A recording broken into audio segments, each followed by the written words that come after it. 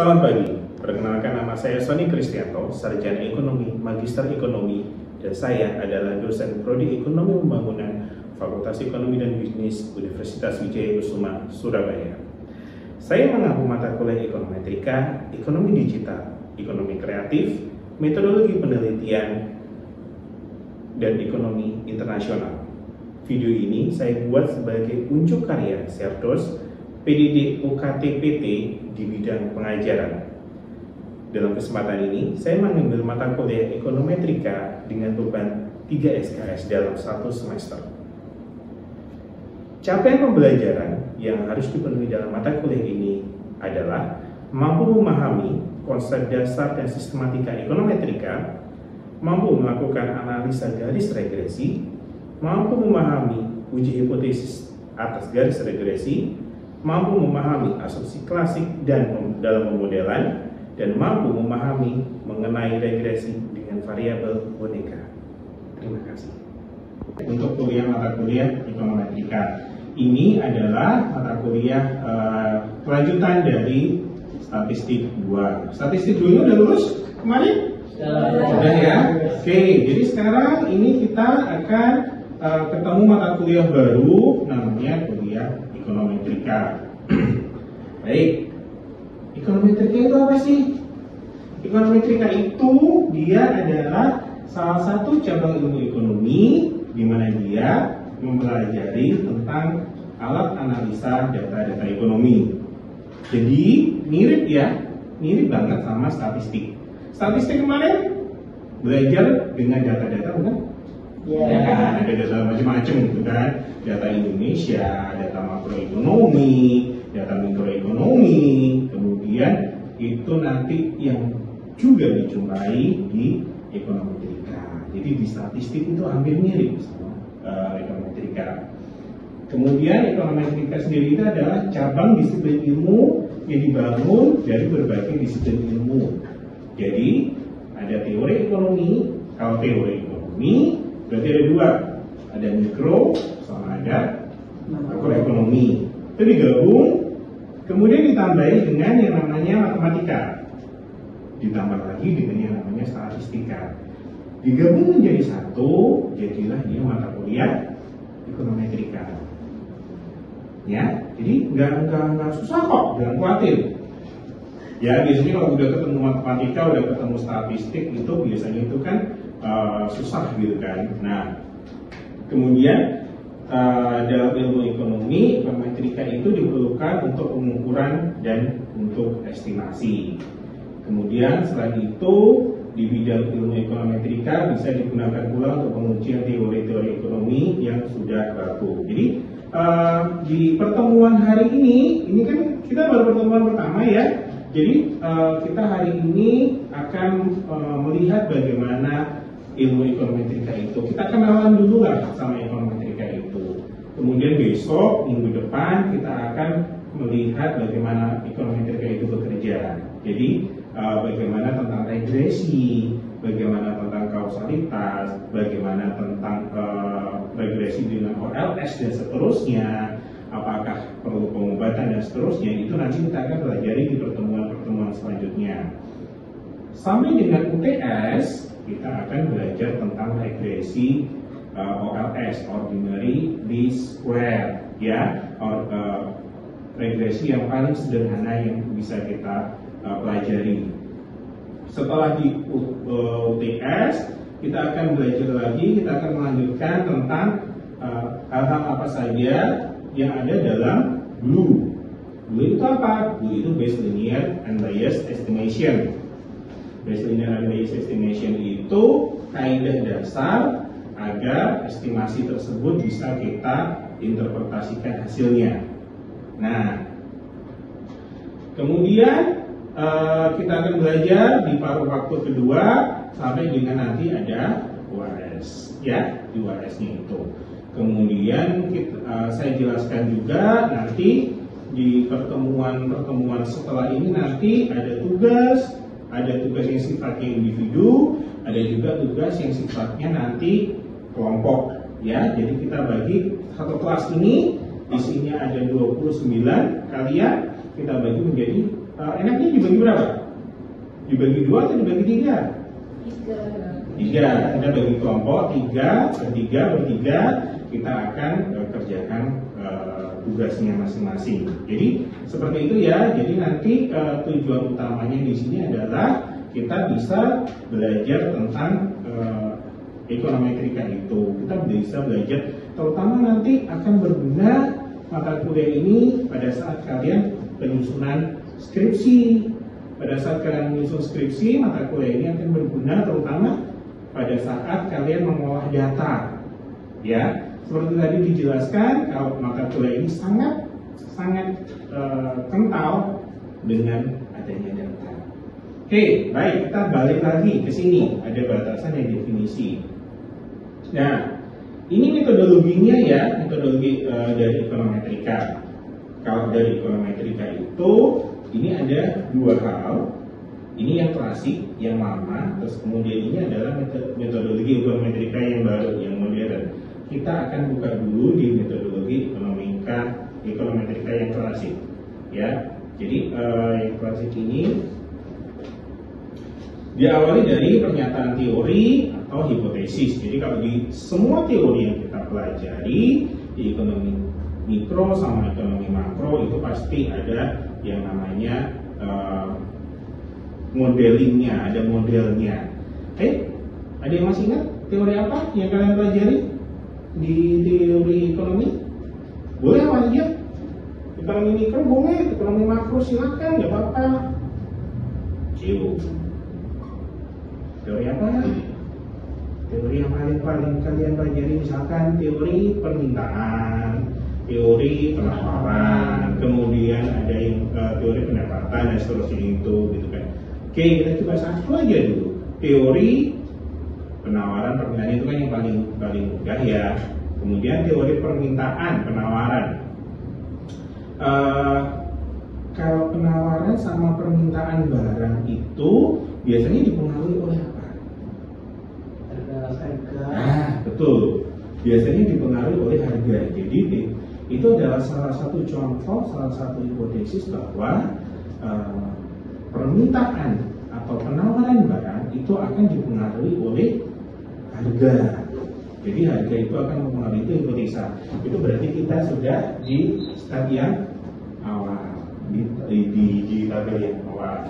Kemudian spesifikasi model. Dari pernyataan tadi bahwa permintaan itu dipengaruhi oleh harga, kita akan buat spesifikasi modelnya, gitu kan. Oke, masih ada yang ingin coba spesifikasi modelnya? Ayo, gimana spesifikasi modelnya?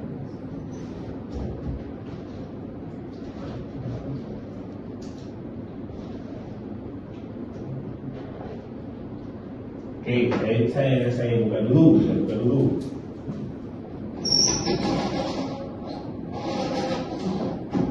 Oke, kelihatan ya kalau saya nulis di sini?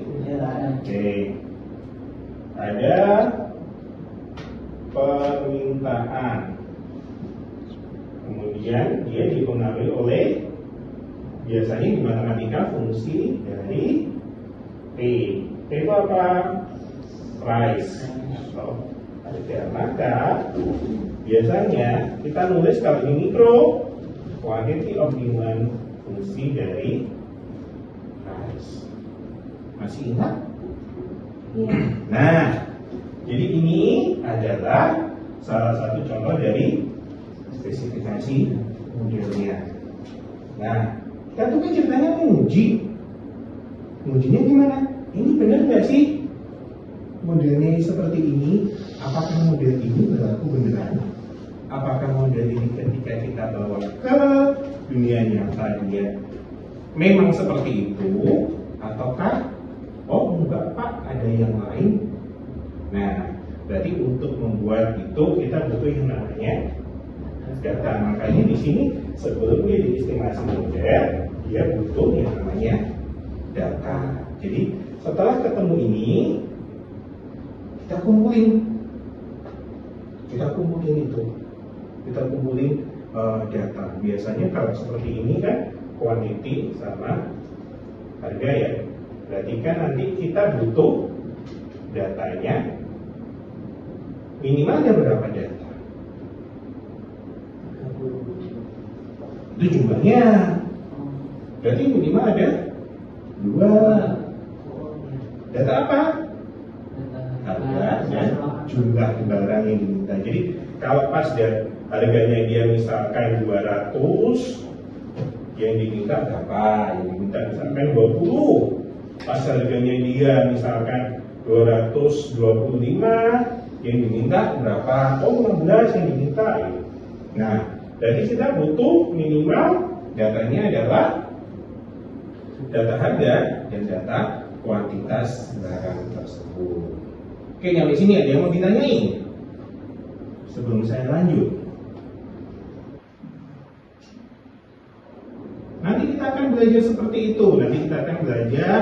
Nanti kita akan mungkin nanti tugas pertamanya adalah kita observasi lapang. Observasi lapang itu apa? Kita akan ke pasar depan, ya. Kita akan cari data. Misal sekarang kan yang lagi ramai itu adalah data harga beras naik, ya kan? Harga beras naik. Kita mau cari benar nggak sih harga beras naik itu akan mempengaruhi permintaan beras gitu kan? Kita bisa datang ke si yang jual, orang yang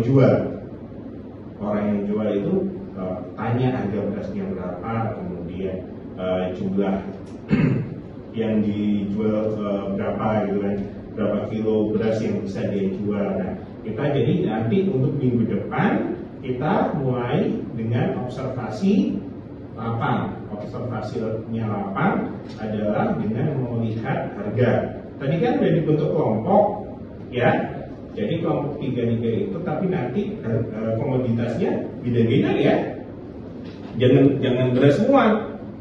Nanti kalau beras semua kan hasilnya sama. Berarti nanti ada yang harga beras, ada yang harga apa lagi? Cabai boleh nggak apa-apa. Misalkan ada harga daging ayam misalkan. Nah itu nanti misalkan kelompok kalau 30 anak dibagi 3 berarti ada 10 ya. Berarti misalkan kelompok A nanti dia harga beras, kelompok B dia harga cabai, kelompok C misalkan harga daging ayam misalkan. Nah dari itu kita bisa mengumpulkan data. Oke. Nah setelah ini kita melakukan estimasi model dan uji hipotesis. Kita melakukannya dengan melihat bagaimana sih pengaruhnya si harga beras kepada jumlah beras yang diminta. Itu contohnya. Oke. Nah, setelah melakukan uji model, kita uji hipotesisnya. Kalau hipotesisnya sih ngomongnya, oh, ya ada pengaruhnya antara harga beras dengan jumlah beras yang diminta. Harga berasnya naik, jumlah beras yang diminta turun. Harganya turun, jumlah beras yang diminta akan naik. Ya itu hipotesanya, ya kan? Hipotesanya itu kita bisa dapatkan dari kita ngedrive hipotesanya itu dari teori yang ada. Nah, sekarang kita akan menguji itu. Benar nggak si itu namanya? Harga itu akan mempengaruhi jumlahnya. Nah, kita melakukan dengan estimasi model dan uji hipotesis untuk bisa mempengaruhi, untuk bisa melihat apakah satu variabel itu dia mempengaruhi atau tidak. Berarti kita harus menggunakan yang namanya sudah dipelajari di statistik 1 garis apa? Garis regresi. Ya kan, untuk melihat apakah dia berpengaruh apa enggak gitu kan. Kita pakai yang namanya analisis garis regresi. Ya sudah, kita ketemu variabel bebasnya adalah harga, variabel terikatnya adalah jumlah barang yang diminta. Gitu. Nah, ini kan bercabang loh. Ini ada panah ke sini, ini juga ada panah ke sini. Ada yang tahu kira-kira itu pembacanya gimana? Kok ada dua panahnya? Tapi panahnya juga sama tuh.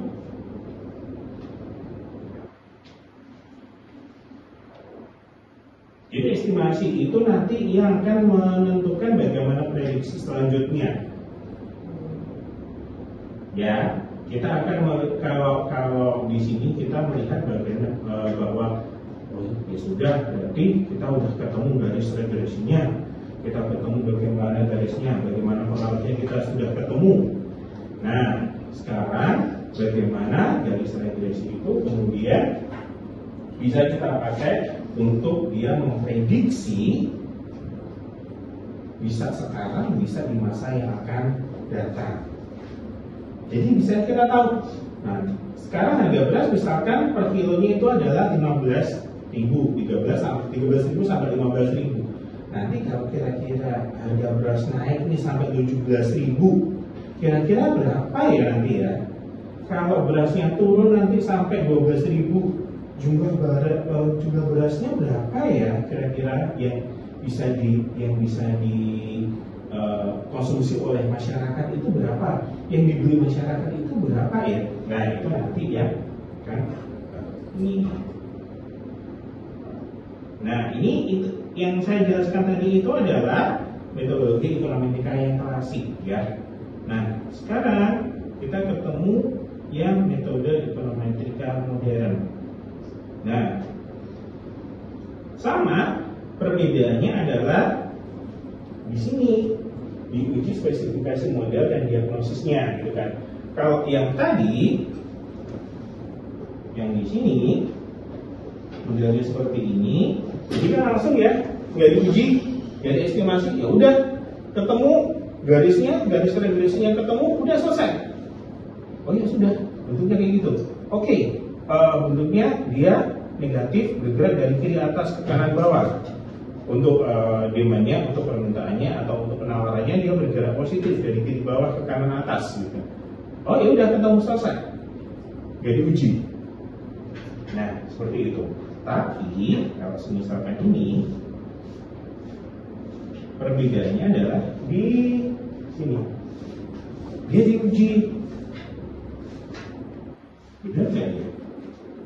Signifikan, benar nggak ya dia signifikan atau tidak? Nah, signifikan atau tidak itu kan diuji hipotesis. Jadi perbedaannya step-stepnya dari kita melihat hipotesis, kita melihat adanya teori sama, kemudian uji spesifikasi modelnya sama. Oh modelnya seperti ini, sama. Kemudian estimasi model sama, perbedaannya di uji hipotesis. Tadi kan nggak ada kan? Ya, di uji hipotesis ini nanti kita ketemu yang namanya uji T untuk kalau dia sendirian atau parsial, hanya variabel itu tidak melibatkan variabel lain, atau uji F kalau kita melihatnya secara simultan, secara keseluruhan. Oke, nyampe sini ada yang mau ditanyakan? Apa Fitri? Mau nanya, kan tadi kalau masalah Pak Sony itu bilang ketika misalkan ada beras naik terus kualitasnya turun. Nah berarti itu dari penentuan hipotesisnya. Betul. Itu kita harus melihat arahnya, atau kita cuma melihat itu ada pengaruhnya atau tidak? Bisa dua-duanya, Tapi lihat dulu di teorinya seperti apa, ya. Beras itu termasuk kalau di mikro itu adalah barang normal ya. Barang normal itu perilakunya seperti apa? Perilakunya adalah ketika dari sisi konsumen ya, ini berarti dari sisi demandnya ya. Berarti kalau harga normal, kalau barang normal, kalau dia harganya dia naik, kecenderungannya kita akan mengurangi pembelian. Kalau dia harganya itu turun, berarti kita cenderung untuk menambah pembelian. Makanya tadi dilihat dari mana? Bisa dua-duanya. Bisa dua-duanya. Itu bukan masalah. Itu bisa dua-duanya. Ada lagi? Boleh? Ada pertanyaan lagi? Ada ya? Saya lanjutkan.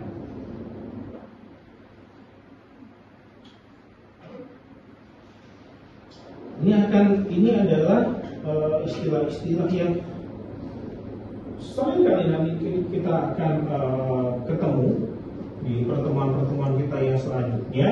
Jadi tentang apa itu regresi, tentang apa itu kausalitas, tentang apa itu korelasi gitu kan. Jadi ini adalah definisi-definisinya. Bedanya gimana sih? Apa sih bedanya regresi? Apa bedanya kausalitas? Dan apa bedanya dengan korelasi? Jadi saya lupa. Ini materi ini sudah saya upload ya di e-learning kita. Kalian bisa mengunduhnya. Jadi variabel terikat itu cuma satu, variabel bebas itu bisa lebih dari satu, gitu kan. Hubungan bersifat statistik, bukan bersifat pasti. Ada yang tahu bedanya ini? Ayo, di matematika gimana? Kalau statistik itu cuma mengukur angka yang atau misalkan hubungan pasti itu penerapannya dalam dunia secara langsung nggak selalu sama. Nah, ya. Jadi kalau variabel saya gambarkan ini kan misalkan ini x, ini y, ini garis origin, y fungsi dari x. Kalau variabel pasti, itu ya udah bisa di sini. Gitu aja. Kalau statistik, kita nanti bisa di sini. Ini titik A, titik B, ini titik C. Karena kalau di statistik menulisnya adalah dia ketambahan dengan E atau E. Gitu. Oke, itu topik kita untuk hari ini. Jadi untuk recap, jadi kita sudah belajar tentang bagaimana itu regresi, variabel-variabel yang terikat dengan regresinya itu apa. Kita udah mencoba tahu dalam satu semester ini kita belajarnya itu tentang apa aja. Ya, ada yang ditanyakan dari pertemuan kita hari ini? Ada? Kalau tidak ada, nanti saya minta commentingnya. Kita tadi sepakat untuk bikin kelompok 3-3. Nanti saya minta commentingnya untuk menyetorkan nama ke saya, ya.